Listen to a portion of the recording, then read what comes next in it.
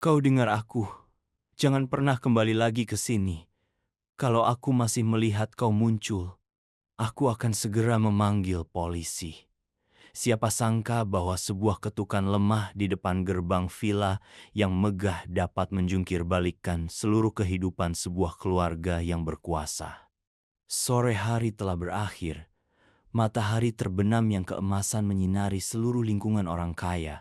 Villa-villa dengan gerbang besi besar berdiri tegak, dengan bangga memisahkan diri dari dunia luar. Di balik kemewahan itu, sosok kurus dan kuyu berjalan perlahan, tersesat di tengah kekayaan yang asing. Itu adalah Tuan Tam, seorang pria berusia 70 tahun. Gaya berjalannya lelah, kemejanya yang usang dan sandal tuanya yang pudar seperti menanggung beban seluruh hidupnya. Di bahunya, tas kain tua adalah semua harta yang dia miliki. Dia berhenti di depan villa terbesar di jalan itu, matanya yang kusam berkilauan dengan secercah harapan. Gerbang villa itu menjulang tinggi, agung, seolah ingin mengusir siapapun yang berani mendekat.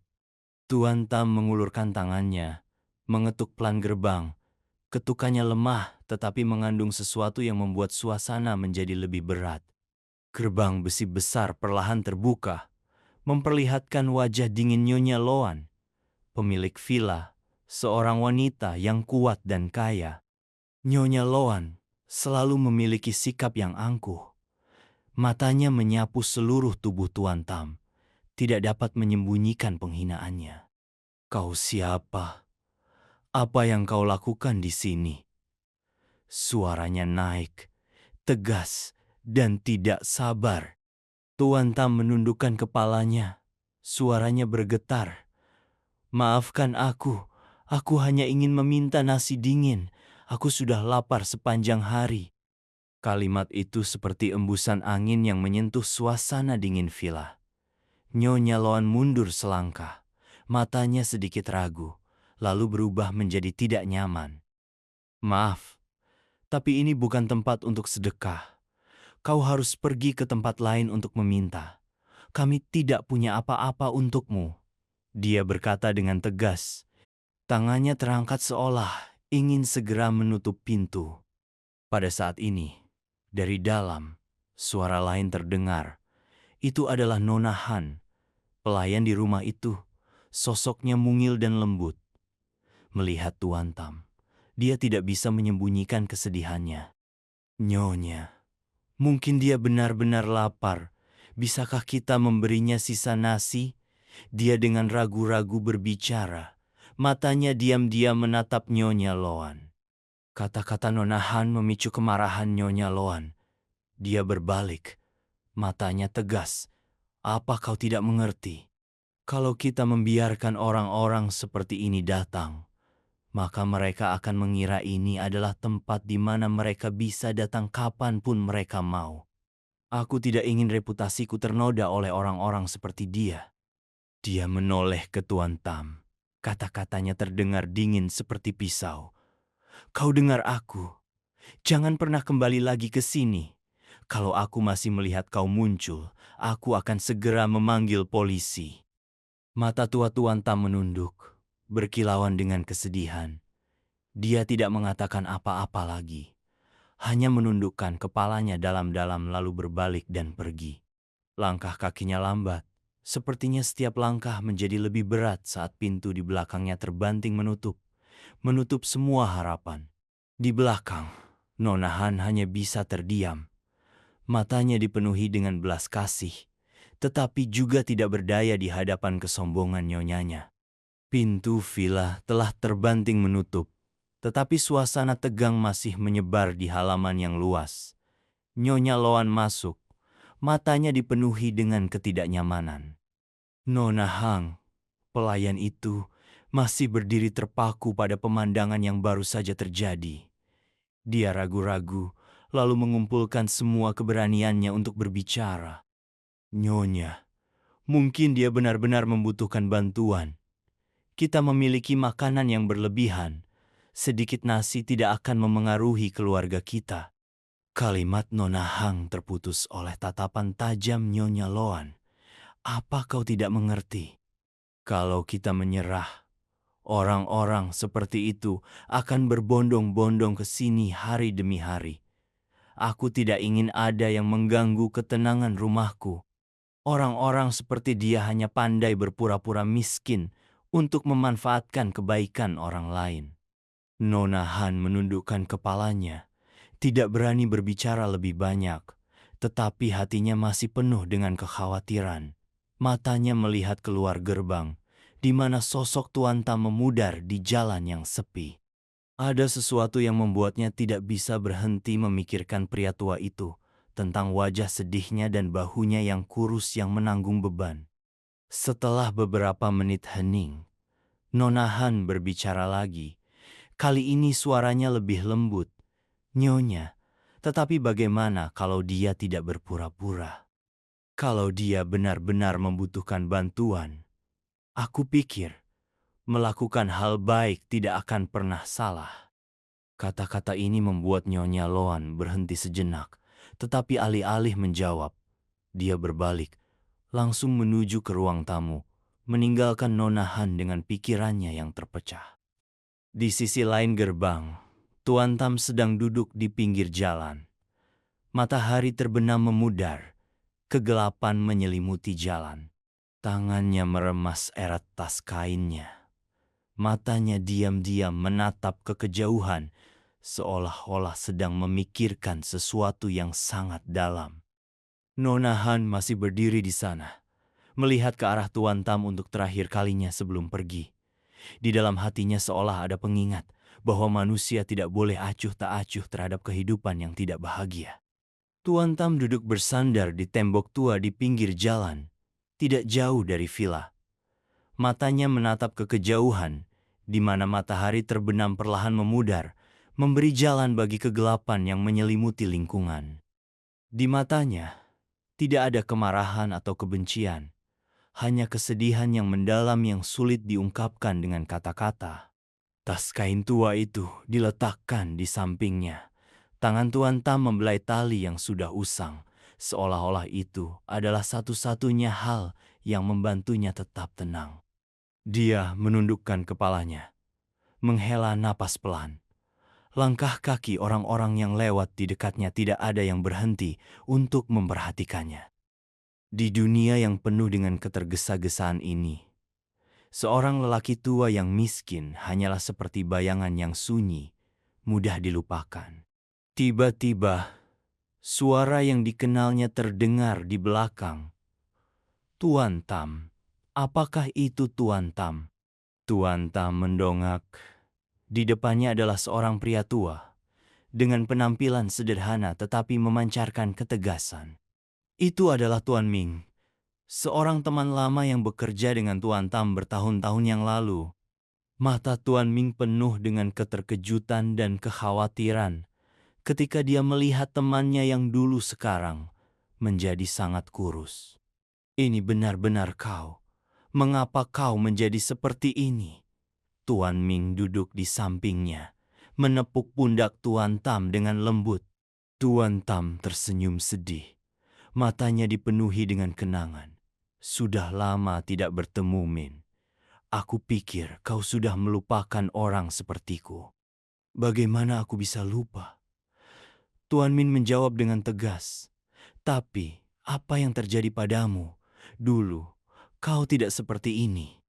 Pertanyaan Tuan Ming membangkitkan kenangan lama. Tuan Tam terdiam lama, lalu berkata, suaranya begitu pelan seperti berbicara pada dirinya sendiri. Hidup telah banyak berubah, Ming. Ada hal-hal yang tidak bisa kita pertahankan. Juga ada hal-hal yang tidak kita sangka akan hilang. Tuan Ming memandang Tuan Tam. Matanya tidak menyembunyikan kekhawatirannya. Ceritakan padaku, Tam. Dulu, kau adalah seorang insinyur yang hebat, mengelola banyak proyek besar. Mengapa sekarang kau menjadi seperti ini? Tuan Tam terdiam beberapa saat. Mata tuanya menatap tangannya yang kasar. Lalu, dia berbicara dengan suara rendah. Saat itu, Aku pikir aku memiliki segalanya, keluarga yang bahagia, pekerjaan yang stabil, rekan kerja yang menghormati. Tetapi kemudian, sebuah kecelakaan mengubah segalanya. Dia berhenti, seolah menelan rasa sakit lama, lalu melanjutkan. Aku ingat betul, itu adalah tahun terakhirku bekerja di perusahaan konstruksi besar. Sebuah proyek runtuh karena kesalahan desain. Meskipun itu bukan salahku, tetapi sebagai manajer, akulah yang harus bertanggung jawab. Mereka menyalahkanku, membuatku tidak hanya kehilangan pekerjaan, tetapi juga menanggung hutang besar untuk kompensasi. Keluargaku hancur karena tekanan. Istriku pergi. Putraku tidak mau mengakui aku sebagai ayah. Sejak saat itu, aku hidup berpindah-pindah, mencari apapun untuk dimakan. Suara Tuan Tam tercekat, tetapi Tuan Ming masih mendengarkan dalam keheningan yang penuh dengan simpati. Bagaimana denganmu? Tuan Tam mendongak dan bertanya. Aku pikir kau meninggalkan perusahaan sejak lama kan? Tuan Ming mengangguk. Benar, tetapi aku masih berhubungan dengan beberapa orang. Dan aku ingat betul, dalam sebuah percakapan, aku mendengar bahwa kaulah yang menyelamatkan sebuah keluarga dalam kecelakaan rumah runtuh bertahun-tahun yang lalu. Mereka berkata, kalau bukan karena kau, seluruh keluarga itu tidak akan ada yang selamat. Kata-kata Tuan Ming membangkitkan kenangan yang mendalam di benak Tuan Tam. Dia menatap temannya, matanya penuh keraguan. Ya, aku ingat, itu adalah rumah yang runtuh dalam banjir besar. Saat itu, aku kebetulan lewat dan mendengar teriakan minta tolong. Tanpa berpikir, aku bergegas masuk untuk menarik mereka keluar. Mereka selamat, tetapi aku kehilangan banyak hal. Tuan Ming bertanya lebih lanjut. Suaranya lembut. Keluarga itu siapa? Apakah kau masih ingat mereka? Tuan Tam tersenyum kecut, menggelengkan kepalanya. Aku hanya ingat wanita di rumah itu masih muda, bersama 2 anak kecil. Kemudian, aku mendengar mereka menjadi makmur, tinggal di lingkungan ini. Tetapi hidupku telah hancur. Aku tidak pernah berpikir untuk mencari mereka, untuk meminta balas budi. Tuan Ming memandang Tuan Tam. Hatinya berat. Dia sepertinya mengerti sesuatu, tetapi tidak mengatakannya. Tam, kau telah berkorban terlalu banyak. Setidaknya, mereka harus tahu yang sebenarnya. Biarkan mereka mengerti apa yang telah kau lakukan untuk mereka. Tuan Tam menggelengkan kepalanya dengan tegas. Tidak, aku tidak butuh belas kasihan atau balas budi. Aku hanya berharap mereka memperlakukan orang lain dengan baik. Jangan melakukan hal-hal yang tidak berperasaan. Tuan Ming menghela nafas. Matanya menatap jauh seolah berusaha menemukan kata-kata yang tepat. Dia meletakkan tangannya di bahu Tuan Tam. Suaranya dalam tetapi tegas. Tam, kau tidak bisa hidup selamanya dengan kenangan menyakitkan dan keheningan seperti ini. Kalau kau tidak mengatakan yang sebenarnya, bagaimana orang-orang itu tahu bahwa mereka berhutang nyawa padamu? Tuan Tam menggelengkan kepalanya, matanya tegas. Aku tidak ingin mencari mereka. Apa yang aku lakukan saat itu bukan untuk dibayar. Bagiku, menyelamatkan mereka adalah hal yang harus dilakukan. Itu saja. Tetapi mereka telah lupa, atau mungkin tidak pernah tahu tentang pengorbananmu. Tuan Min menjawab, suaranya sedikit bergetar karena emosi. Kau tidak menuntut balas budi, tetapi kebenaran harus diketahui. Itu bukan agar kau dihormati, tetapi untuk mengingatkan mereka agar hidup lebih baik, lebih menghargai kehidupan yang mereka miliki. Tuan Tam duduk diam, matanya seolah tersesat dalam pikirannya. Akhirnya, dia berbicara. Min, aku dulu berpikir bahwa manusia hidup tidak perlu meninggalkan jejak, hanya perlu hidup sesuai dengan hati nurani sudah cukup. Tetapi semakin lama, aku menyadari bahwa dunia ini tidak semua orang berpikir seperti itu. Ada orang-orang, meskipun diberi anugerah, tetap hidup tanpa perasaan dan picik. Berhenti sejenak, dia melanjutkan, suaranya termenung. Kalau aku mengatakan yang sebenarnya, apakah mereka akan berubah? Atau mereka akan menganggapnya sebagai cerita yang tidak penting, lalu terus memperlakukan orang-orang sepertiku dengan dingin? Tuan Ming dengan serius memandang Tuan Tam. Mungkin mereka akan berubah, mungkin tidak. Tetapi setidaknya kau telah memberi mereka kesempatan untuk melihat diri mereka sendiri. Terkadang, sebuah kata, sebuah cerita sudah cukup untuk menyentuh hati, meskipun hanya satu hati. Kata-kata Tuan Ming membuat Tuan Tam berpikir. Suasana hening menyelimuti. Hanya suara angin sepoi-sepoi yang bertiup melalui jalan. Beberapa saat kemudian, Tuan Tam menghela nafas. Suaranya lemah, Min. Aku tidak perlu mereka berterima kasih. Aku hanya berharap mereka tahu bahwa memperlakukan orang lain dengan baik adalah cara hidup yang tidak pernah salah. Tuan Min mengangguk. Matanya bersinar dengan secercah harapan. Kalau begitu katakanlah Tam, jangan menyimpan hal-hal itu untuk dirimu sendiri. Aku akan pergi bersamamu. Kalau mereka tidak mendengarkan, setidaknya aku akan bersaksi untukmu. Kau tidak sendirian dalam cerita ini. Kata-kata tulus itu membuat Tuan Tam merasa seperti diberi kekuatan. Meskipun masih ragu-ragu, dia mengangguk pelan. Di dalam hatinya, gelombang kecil sepertinya baru saja muncul, memecah keheningan yang telah berlangsung terlalu lama.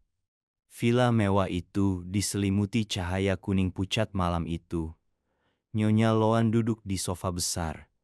Di sampingnya ada secangkir teh yang mengepul, tetapi matanya tampak tidak fokus.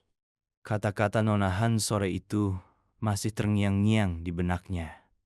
Nona Han, setelah menyaksikan Tuan Tam diusir, menceritakan kepada Nyonya Loan sebuah cerita yang secara tidak sengaja dia dengar ketika berbicara dengan Tuan Ming. Tuan Tam bukanlah pengemis tua biasa. Dia dulunya adalah seorang insinyur yang berbakat. Dan terlebih lagi, dia adalah orang yang menyelamatkan sebuah keluarga dalam insiden rumah runtuh bertahun-tahun yang lalu.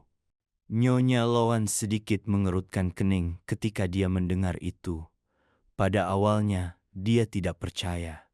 Bagaimana mungkin seorang lelaki tua yang miskin dan kurus seperti itu dapat terlibat dalam cerita besar seperti itu? Namun, cerita Nona Han membuatnya mulai merasa tidak nyaman. Dia memasuki ruang penyimpanan barang-barang lama keluarganya. Tempat foto-foto dan kenang-kenangan dari masa lalu disimpan. Mengobrak-abrik kotak kayu yang telah berdebu. Dia secara tidak sengaja menemukan sebuah foto lama. Di dalam foto itu adalah dia dan dua anaknya ketika mereka masih kecil berdiri di samping seorang pria yang mengenakan pakaian pelindung. Matanya tiba-tiba terpaku. Wajah pria di foto itu, meskipun jauh lebih muda, tetapi memiliki fitur yang tidak bisa dia lupakan. Itu adalah Tuan Tam. Kenangan tentang rumah yang runtuh dalam badai tahun itu kembali. Begitu jelas olah-olah itu baru saja terjadi kemarin. Saat itu, dia dan dua anaknya terjebak di bawah reruntuhan. Hanya berkat pria inilah ketiga ibu dan anak itu diselamatkan. Nyonya Loan melepaskan foto itu. Tangannya gemetar. Perasaan yang tak terlukiskan muncul di hatinya, bercampur antara keterkejutan, penyesalan dan rasa bersalah. Pria yang kepadanya dia berutang nyawa ternyata adalah lelaki tua miskin yang baru saja dia usir dengan dingin. Foto di tangan Nyonya Loan seperti kunci yang membuka pintu memori yang telah lama terlupakan. Pemandangan 20 tahun yang lalu muncul dengan jelas. Setiap detail seolah-olah baru saja terjadi kemarin.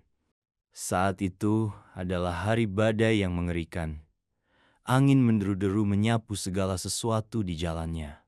Rumah tua Nyonya Loan, yang saat itu hanyalah keluarga miskin, tidak dapat bertahan melawan kekuatan alam.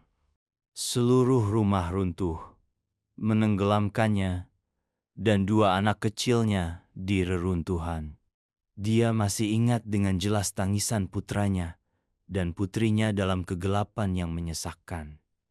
Dia memeluk anak-anaknya erat-erat, berdoa dalam keputusasaan saat badai terus menyapu. Tiba-tiba, sebuah suara terdengar di luar. Apakah ada orang di dalam?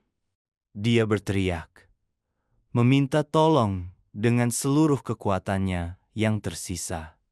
Langkah kaki yang tergesa-gesa mendekat, suara pecahan batu bata yang didorong ke samping, dan sepasang tangan yang kuat menariknya dan anak-anaknya keluar dari kegelapan. Pria itu adalah Tuan Tam yang mengenakan pakaian pelindung.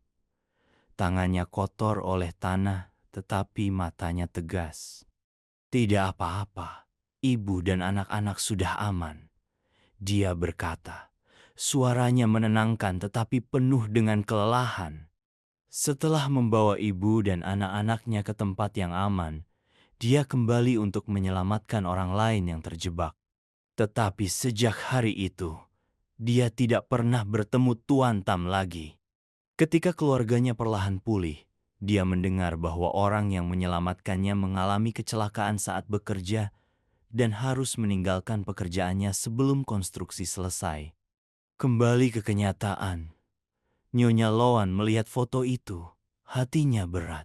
Pria yang saat itu mempertaruhkan nyawanya untuk menyelamatkan keluarganya dari kematian kini muncul di depan rumahnya, tetapi tidak dalam cahaya pahlawan, tetapi dalam citra seorang lelaki tua yang miskin.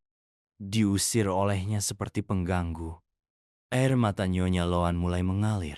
Dia tidak dapat menyangkal kebenaran, ketidakpedulian dan kesombongannya telah membuatnya berpaling dari orang yang pernah menyelamatkannya. Nyonya Loan duduk terpaku di sofa. Foto itu masih di tangannya. Kenangan yang baru saja kembali seperti gelombang, menghanyutkan kepercayaan diri dan kesombongan yang dia bawa selama bertahun-tahun hidup dalam kekayaan. Setiap kata-kata kasar yang dia ucapkan kepada Tuan Tam sore ini sekarang seperti jarum yang menusuk hatinya. Dia melihat dirinya sendiri, wanita yang kuat, hidup dalam kemewahan, tetapi dingin dan tidak berperasaan terhadap penderitaan orang lain.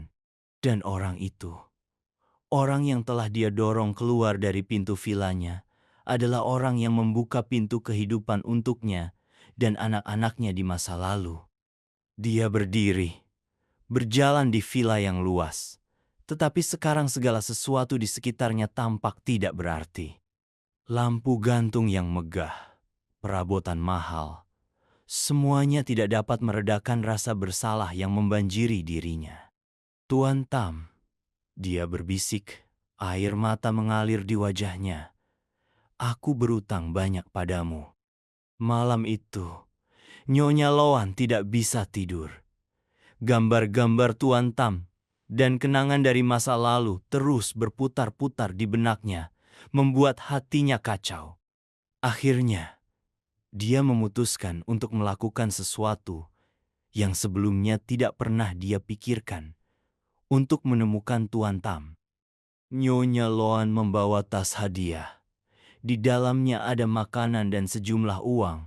Perasaan gugup dan tidak nyaman membuat langkahnya ragu-ragu. Dia melangkah keluar dari villa yang megah, berjalan di sepanjang jalan di mana dia menduga Tuan Tam mungkin sedang beristirahat. Tidak lama kemudian, dia melihat Tuan Tam duduk di samping tempat sampah di dekat pasar. Dalam cahaya kuning lampu jalan, gambar lelaki tua kurus, pakaian usang, diam-diam menyusun kaleng-kaleng plastik yang telah dikumpulkannya membuat hatinya terenyuh. Dia berhenti, rasa malu datang, membuatnya tidak tahu bagaimana memulai percakapan. Tuan Tam mendongak ketika dia mendengar langkah kaki. Mengenali Nyonya Loan, matanya sedikit terkejut, tetapi tidak ada kemarahan atau menyalahkan. Dia hanya tersenyum lembut, seolah-olah untuk meyakinkan wanita yang bingung di depannya.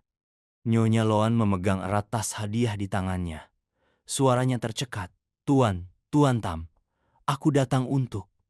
Dia berhenti, menarik napas dalam-dalam. "Aku datang untuk meminta maaf. Aku salah. Aku tidak tahu bahwa kau adalah orang yang menyelamatkan hidup kami bertahun-tahun yang lalu." Suasana menjadi hening. Tuan Tam memandang Nyonya Loan. Matanya tua tetapi lembut. Dia berbicara dengan lembut. "Tidak perlu meminta maaf, Nyonya.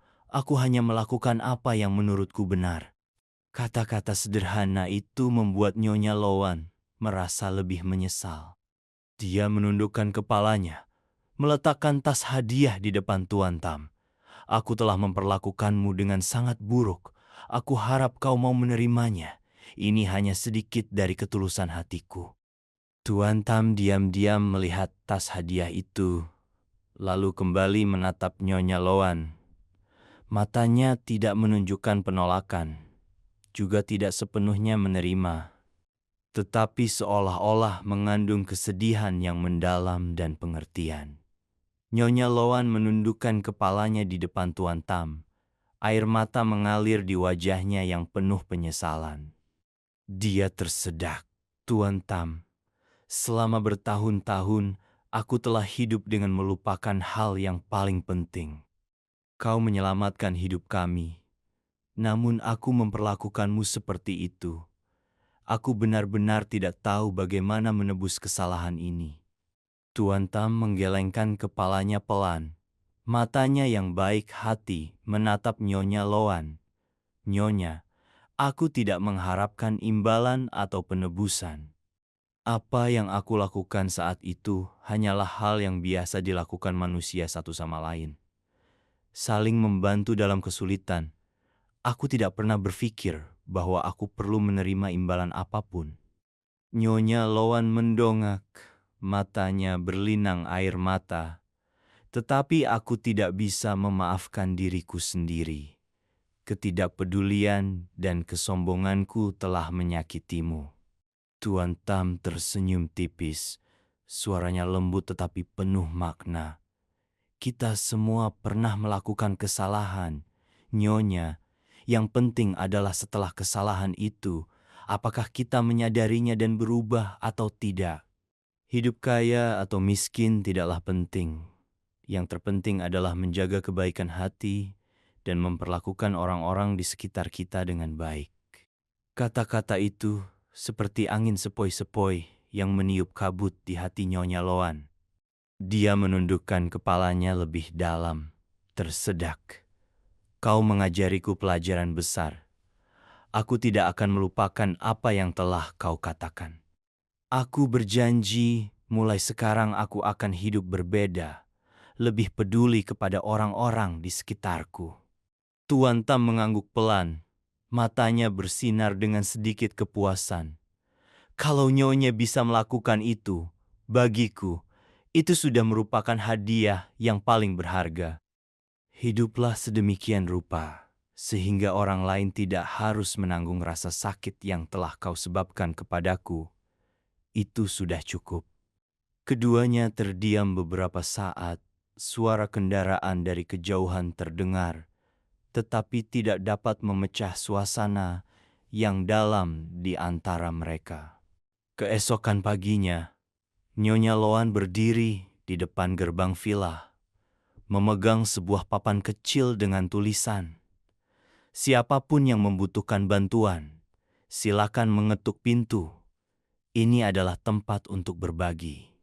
Tetangga yang lewat semua berhenti terkejut dengan perubahan ini. Nyonya Loan memutuskan untuk menggunakan sebagian dari kekayaannya untuk mendirikan yayasan amal bernama Hati Tam untuk membantu mereka yang membutuhkan.